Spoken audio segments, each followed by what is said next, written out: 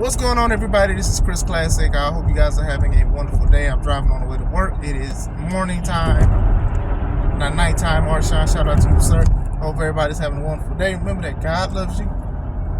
Christ loves you, and I love you as well. Make sure you subscribe to the channel, the Taking Home Podcast, where I talk about wrestling topics. I interview wrestlers, and I put up my matches as Classic Alpha because I am a professional wrestler myself. So check out the playlist when you have time. Also, subscribe to my second YouTube channel, C3 Ultimate Wrestling. That's me and my wife's professional wrestling company that we own. We've been doing this for about 5 years. We're truly blessed.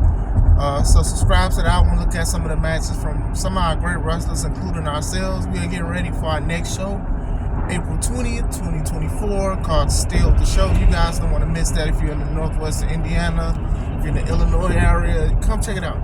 I wanted to answer a few questions from 2 people. I got time for 3. Forgive me for being so late because I know I said 6:30. I meant to say I was going to drop a video at starting at 6:30. I was going to record, so sorry about that.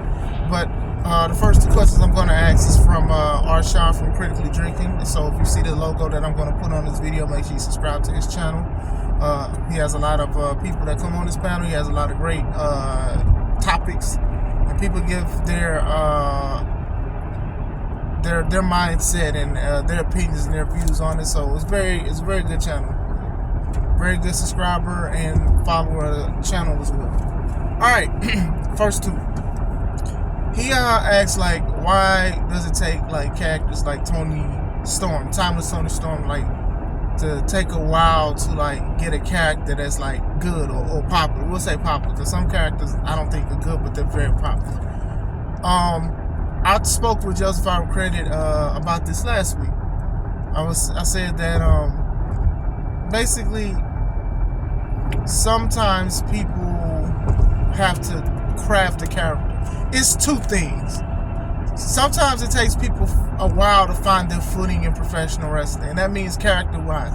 You know, a lot of people that know how to wrestle got the mind for it, can do a lot of things, but it's just a character that does not transition well. And with, let's say, AEW, I think AEW, they have more of a creative freedom on what they want to do, how they want to connect with the fans or engage the fans if they want to get booed. So, I don't know if it was her idea to be timeless Toni Storm, but it is something that is definitely dope. I do like it. I love the old school feel of it. The black and white. When she's on TV, when they show her, let it go transition from color. She was Toni Storm when I seen her in WWE, and then when she went to AEW, she was kind of basically like the same wrestler or whatever. Then they had her paired up with Saraya and Ruby Soho. I'm sorry, they were called the Outcasts, and it was just like, to me, you know, talented, yes, but then it's just like, what are you gonna do? But she has timeless Toni Storm, and a lot of people like it. A lot of people are invested into the character. Sometimes it takes people a quick time to develop a character like that, and sometimes it takes people years. You know, I didn't start off as Classic Alpha when I got into the game. You guys know I was Chris Classic, and the character was basically how a lot of guys dressed in the South, especially if he was black. You had a grill, you had braids, you had a plaid button-up shirt. You listened to Screw and Chop music. Like, I used to come out to Game Over by Lil Flip, and me and my brother-in-law, we used to come out as the Southern Smash Brothers. Now, we got a reaction from the crowd that knew us, but I don't think it would have transitioned that well, like, to other crowds and bigger crowds or whatever like that. So I went from that to trying to have like a Macho Man-ish gimmick of French tights, and then I went from that to having a singlet acting like I'm a college jock with the Letterman's jacket with pins on it and things like that. Then I went to a classic outfit. I'm not going to sit here and say like I didn't enjoy being these characters, but I did feel like it was time for a change, and I do feel like Classic Alpha is the best version of me wrestling. Now with timeless Toni Storm, I do think that like they can overdo it, and they got to be careful with these kind of things, but sometimes it takes people a while. You know, Undertaker didn't start off as the Undertaker. He was Mean Mark Callis. He was Texas Red. He was a lot of other characters before he became the cornerstone in professional wrestling. But with WWE it's a little difficult because WWE usually be like, hey, you know what? I'm going to change your first and last name, or I want you to be this character, and you have to be this. And I think some people have done a great job with it. Kane has done a great job with being Kane. Glenn Jacobs was not Kane, Undertaker's brother at first. He was Dr. Isaac Yankem. He was an enhancement talent. He was Isaac Yankem, who was a dentist. That was a wrestler. Like, it takes a while sometimes for people to find their footing from either companies or what they come up with. Sometimes it works and sometimes it doesn't. You got people that been in business for 20-something years and something just never connects and never clicks. So, I don't know the story of MJF, but I think MJF does a great job if that's an extension of himself, because people want to see him. Even if he's the bad guy, they go in droves to get a picture and autograph with him, and he's really roasting people regardless if they are okay or not. Now, even people with disabilities, they be getting that work from MJF, but sometimes it does take a while for people to connect with the crowd as far as characters. Another question that Arshawn said was like why does it seem like I'm paraphrasing, why does it seem like NXT is better than SmackDown, I guess, with reactions and things like that. NXT, when it first started, I remember when I had the network, the WWE network. One of the selling points of the network, obviously besides watching pay-per-views for a cheaper price, was NXT. When I was watching NXT, they had Neville, who was Pac now. They had Bo Dallas. Seth Rollins was like in and out because he was basically transitioning from NXT to WWE. I said Big E. It was a lot of people who were basically known more on the independents or whatever like that. But what happened was they had better stories. They had better matches. Sami Zayn wanted to be the NXT champion, and it took him a while. It kept escaping them and things like that. You're seeing Seth Rollins do great things. Big E was doing a 5 count. He wasn't doing a 3 count. Like, he'd have the referee count to 5. Like, you saw these people and you were like, hey, you know what? These guys are the future. And they got so much buzz, even Paige. They got so much buzz that people was like, I'd rather watch this than WWE. This was years ago, like when the network just started, and I used to be so invested in NXT. I used to love watching the takeovers and stuff like that. Now, currently, it's kind of going back into it, but it is different.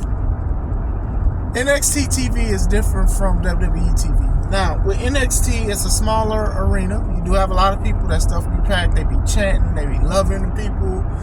Trick Williams, whoop that trick. Whoop that trick. Carmelo Hayes, Braun Breaker, Baron Corbin, Laya Valkyrie. I know I'm saying her name wrong. The Metaphor, like Chase U. Like, you have a lot of characters, which is funny because it kind of makes me want to go back to your first question about characters. Like, some of these guys and gals, they have characters that could make them a lot of money if it hasn't already. But that's on NXT. NXT is a smaller thing, and that's just like the independent developmental for WWE. WWE's had developmental things that contracts to other companies like OVW, like FCW, which basically went to transformed into NXT. So it is fun. It is dope. I feel like the crowd is more engaged, but you also hear more of the crowd than a big arena. Now, with that being said, some of the stories are good. Who attacked Trick that day? Like, we're still doing that. They got the Dusty Classic. Now, I don't like makeshift tag teams. You guys know how I feel about that. But the Dusty Rhodes Classic is always interesting to see what's going to go on. Sometimes wrestlers from WWE go back to NXT and they do storylines, or they reinvent themselves. Baron Corbin is a great example. Now he's teaming with Braun Breaker in the Dusty Rhodes Classic. Becky Lynch went back there for a bit and beat Tiffany Stratton. Tiffany Stratton's another character that a lot of people like and they love. Now, the thing is, they have to try to transition that love from NXT to WWE. There were some wrestlers who were in the Royal Rumble that got little to no reaction because some people don't watch NXT. or they wasn't excited because they thought they was going to get more people from, Impact or other companies or returns and things like that. I've seen some people return from NXT or come back from NXT and it don't transition well, and they go back to NXT to be, transforming. I think Baron Corbin is kind of one of those ones, but I like Baron Corbin, but it's just sometimes he just don't connect with people. But that's the thing. Okay, cool. We can make you a star in NXT, but we gotta see if we're gonna make you a star in WWE. So yeah, NXT is known for having some of the best WWE product. Like literally, people was talking about this. It was like a selling point to it for me. Was everybody talking about it? Because I don't think I would have looked at it if I would have just got the network. Because to be honest, I got the network just because of the pay-per-view prices was cheap, and I thought the $9.99 was definitely a reasonable price to get it monthly. But yeah, NXT, like a lot of people are talking about NXT. When you look at these wrestling groups, they talk about it so much. Everybody loves the Carmelo Hayeses and the Trick Williams. Even when Trick Williams came out to save Carmelo last week, a lot of people were saying, whoop that trick.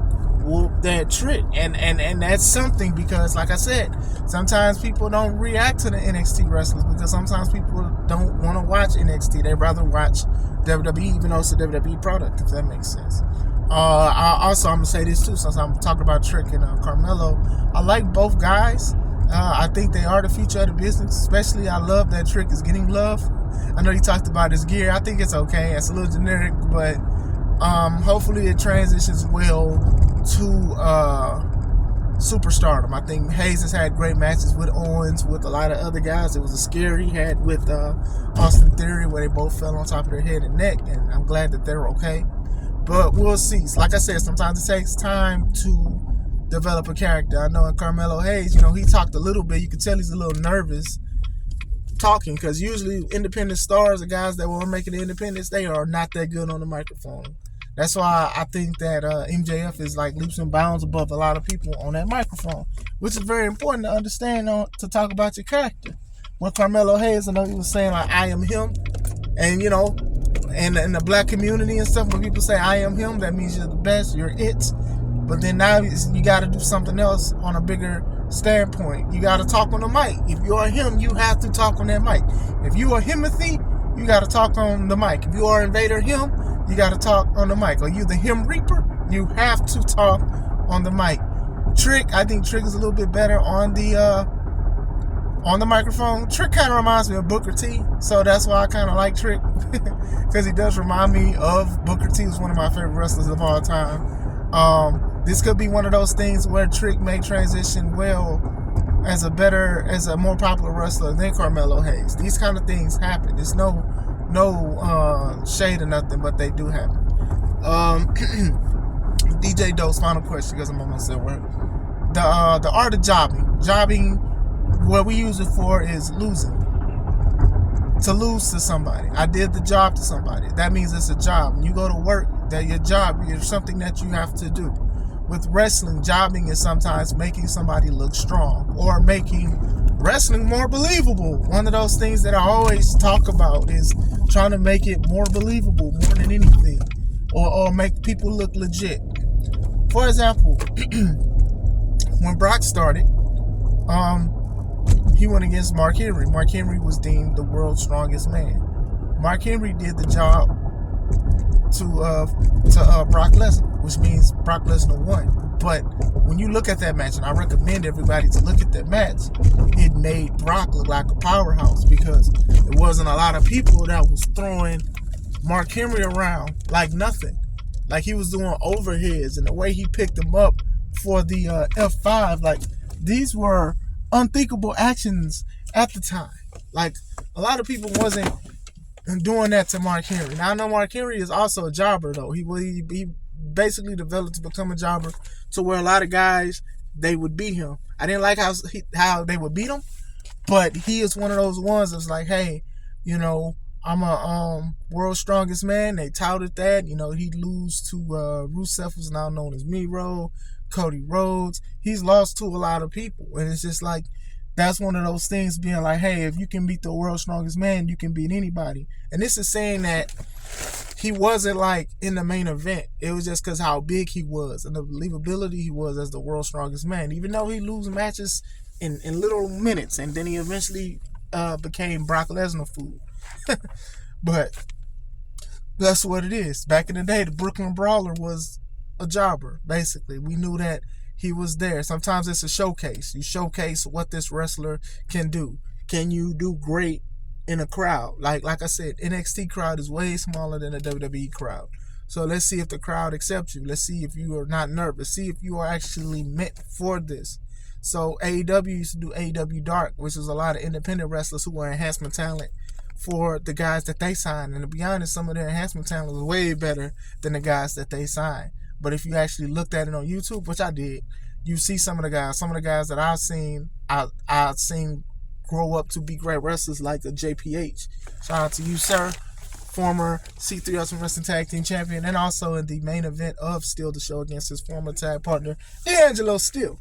He's doing great things. A lot of wrestlers are doing great things, but the art of the job is to make somebody look strong or to tell a story. The biggest thing is also to tell a story, but also make people look strong, make people look believable. I think it's an art that's damn near lost sometimes because people want to do a Dragon Ball Z match. They want to do a Goku versus Vegeta. They want to do an evenly matched match. And sometimes it's not needed for that. Hey, if you are a former champion and you lose a few minutes to the future, this dude is the future. He's sort of like a passing the torch.